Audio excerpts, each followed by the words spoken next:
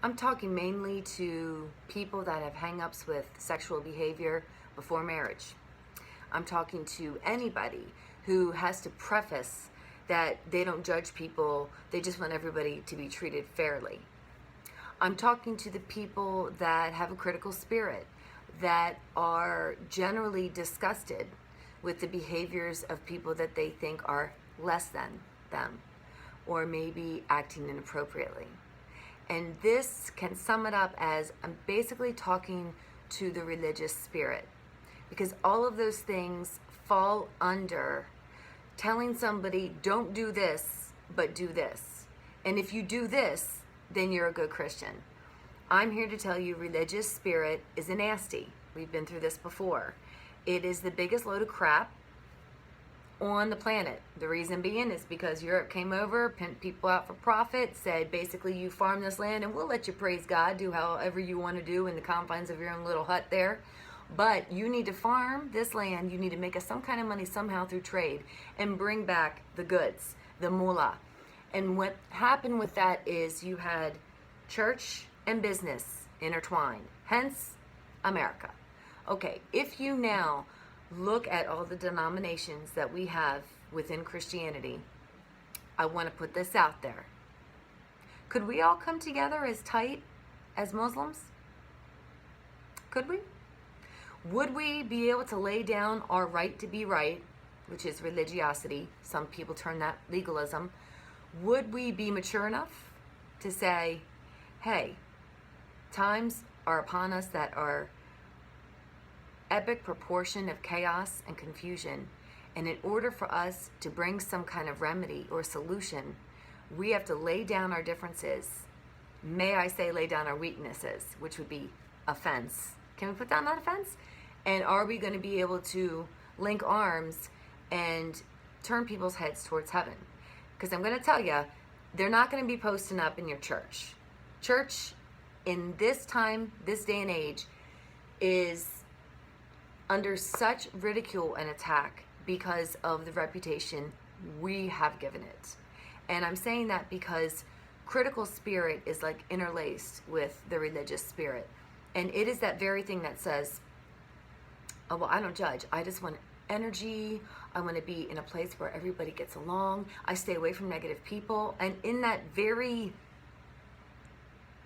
statement, no, you're really telling your inside pain. You're letting me know, okay, you have some issues with this. That's why you're repelling. That's like, if you're not going to think like me, if you're not going to be like me, or give to me the positive vibes that I need, then I don't have time for you. Okay, that's codependency, that's coping mechanisms, that's completely not getting down to your distant relationship with God. And these could be the same very people that are pursuing ministry, fame and fortune in ministry. Maybe they're, reaching the top really quickly. I was one of those people, and stopped cold turkey pretty fast once I got delivered. Now, deliverance is a whole big, wonderful facet of Christianity that most church is completely impotent on, which is the reason why we're going to be discussing sexual hang-ups. Because I believe that all of our sexual hang-ups in this present day, you can say in this hour upon the earth, because we know that there's light years ahead of us. The reason why there's so much talk about problems with homosexuality and people coming out, or people with the transgender bathrooms and, all of this, living together, it all comes from the nasty religious spirit. So the world knows it just as well as the church knows it. Anybody that's operating in it doesn't even like the way that thing smacks them back in the face, because it's a boomerang. It's like the scripture that says, for whatever, however you judge a person or a way, it's going to come back on you. I've been there, done that. I've crossed that bridge so many times that I burned them all behind me. I'm like racing to the next stopping ground, So I'm speaking from experience when I say, God don't make trash. Now, when I'm dealing with adults that have to, and I was like this at one point in my life, have to kind of throw shade. You have to basically point out another person's flaws because you recognize that they got something going on, but it behooves you if you enlighten other people to make them not look appealing. Because in essence, you're jealous of something that they got going on that you believe you don't have. When in reality, you could have that very thing. It's just asking daddy, hey, I'm jealous of that thing, whatever it is, gift, call, whatever. I'm jealous of it, but I know that all I have to do is ask you for it, because that person manifesting that is a representation of what is possible for me. So I get to just go meet people and be free and be like, oh, you're living together? Okay, cool. How's that working out for you? Some people say not so well. Some people put their liberal spin on it. Some people say, oh, we have to be completely conservative. I won't even go down the political road. Let's get serious, people. God hates it just as much as most people with spiritual sight do. Just saying. Bogus. Completely bogus. The government is upon his shoulders. Really? And we're looking to them for help? Come on. That's the first place you need to run from. Burn that bridge. Anyway, the point being is, if there are all these heart matters that are manifesting, and we see some of the really positive ones, but we have to kind of make them look bad because we don't believe we can have that, the perspective needs to be changed. Every good thing that comes down from heaven is available to us. If somebody has something that you think is beneficial, hang out with that person. It rubs off. Birds of a feather flock together. That's legit. That really does happen. And when we surround ourselves with people that are focusing on the power of God to make up for the lack of this world, you're opening yourself up to an open heaven, to miracles, signs, and wonders. And that is what is going to be needed in this day and age to handle people that might be doing some things because they believe it will help if other people kind of catch their vision. But if the motivation is from like an activist point of view, or from you demanding to be right, that's religious spirit. Okay, so you can't be an activist in front of an abortion clinic saying you're killing babies and you're doing all this horrible thing, because the very act of you picketing is hate mongering. It's angry. And I've been in churches before where they're like, oh, well, we were picketing last week. I'm like, why? I don't know why you were there. Did you pray for anybody? You didn't pray for anybody? Oh, you were telling them what they're doing is wrong. Do you not know yourself that you already know what you're doing is wrong? If you have something inside of here that's kind of a check, then it's like, I have to maybe deflect that, because it's conviction, not guilt. Guilt's different. Guilt's nasty. Religion. But if you have a conviction that maybe that doesn't make you feel good, it's not going to make anybody else feel good if you're reminding them of what they're doing wrong. So that's, micromanaging. That's religious spirit. And so we see it everywhere. And we see it also with the whole sex thing. So I'm going to tell you a quick tidbit about my childhood, because I know a lot of people have been asking about my testimony. And this is just surface level. And I'm gonna reiterate the God don't make trash piece, okay? Because I was unwanted in the womb. I told you that. That's no secret. But because of whatever the parents are going through at the moment of conception, conceiving their child, okay? If they're on any kind of drug, if they're mentally under any kind of influence, if they are stuck in self-hatred, if they haven't gotten healing for their own past, their childhoods, all of that goes into spiritually connecting that umbilical cord to that embryo, okay? So in the womb, that baby being formed already knows if it was unwanted or not, okay? So out comes the baby. Some of them have birth defects. Some of them have cleft palates. Some of them will struggle with depression. Some of them will already be premature. They'll have that spiritual attachment automatically because fundamentally they were unwanted in the womb. And because of that, that plays out in many, many different ways. But on this earth, at this time that we are living, there is so much ramification of people not using protection, people just having sex out of wedlock, and people basically being intoxicated with anything and everything besides our Heavenly Father in heaven, that these children are coming out afflicted by the enemy. So if God don't make trash and He is forming every single one of us, fashions us in the womb of our mother, okay? because all of us listening, we have a mother, whether we know her or not, whether she wanted us or not, okay? Daddy God wanted you. So he had a plan and he fashioned you, okay? Because the enemy is a liar, Satan, okay? Because he's a liar and because he's not a creator, he can only tweak things. And this is what I have seen when I've gone into inner cities. I've been doing street ministry for close to 18 years now. I've been invited into hardship of people's lives, like their children having their intestines on the outside of their body and cleft palates. Some areas in Baltimore, everybody had cleft palates. Okay, so I got to thinking about that and praying about it, and Daddy gave me some strategy. So these things are an example of the enemy messing with a child's destiny. Okay? So that means any defect, anything, cerebral palsy, all of these things, God didn't give that to the embryo, the baby in the womb, okay? But through mindsets of the parents, maybe they're afraid of becoming a parent, all kinds of things are attached to their emotions, and because the child is a part of those parents, that's where doctors literally ask for what's your genealogy, what's your background, genetically, what illnesses do you have, and all this stuff, because it all matters, okay? But that just points to the fact that God is first.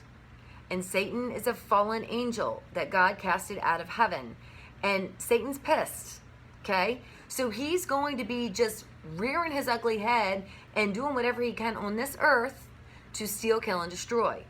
Because of that, these particular children, any child, are born with full knowledge of all spiritual activity. Seers, they can see angels and demons. They can feel, sense, know, hear. That's the reason why you could have everything perfect with the baby. You lay it down for rest, and then suddenly a screech from you know where comes out, and you don't know what's going on. You check everything, and then maybe it'll stop. Okay, spiritual. Yeah, worthless. You're going to die and all this stuff. I wanted to. So I just want to ask you, critical church, not all of you, religious church, not all of you, I just want to ask you, do you know promiscuous teenagers? What about the young girl who's like 15, pregnant? Have you thought about that? What about these people that are homosexual that you're just like, oh, there's something wrong with them? How about violation is wrong in general? If daddy don't make trash, you don't have the right to say that this is their fault. And that's what you're doing when you judge them, but you don't want to be judged. So if you judge them harshly, that's religious spirit, because you wouldn't want that thing to boomerang and hit you back, because that would cause you to have to be a good Christian and to have to act correctly again. Better get all your P's and Q's together so that you can go to church and people can't see any of your demons on you. Guess what? Some people are just flat out seers. They're going to see the demons regardless. A lot of you think you're hiding things and it's coming out of you sideways. I mean, you got to be delivered to really not have any demons, and our church is not equipped this day to handle that. Some are. But I'm trying to enlighten you and let you know that I did not care if I died. I was hating sex the entire time. Anybody that I had sex with in my college years felt as if I had no choice. And I know that sounds really weird, because a lot of people are like, what is that saying? You tell people how you want to be treated. I couldn't disagree with that more. No. I was so depressed and so apathetic. I didn't care. And then Jesus came into my life.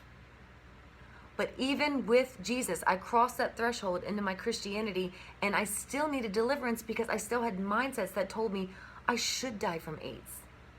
I should be afflicted because I was some whore bag. And then I had mentors from church that just were shaking me left and right, and they're like, what is wrong with you? Why can't you just get it together? Why can't you just dress appropriately? Why can't you just stop luring men? Why can't you just find some self-worth? You're a beautiful girl. Really? Completely impotent. completely impotent and unable to get to the nitty-gritty that I needed deliverance. I needed somebody to free me from the strong man. I needed somebody to free me from that religious spirit. And they could not. Why? Because they were afflicted themselves. You cannot deliver yourself, people. If you've got a knife stabbing you in the back, you're not going to whip that straight out in one clean swoop. It's going to mess you up a little bit. You're going to get a lot deeper cut. Okay? And you can't just go, done. No. Deliverance is a big piece that's missing but necessary in this day and age. Otherwise, people are going to be calling homosexuals someone that God did not create.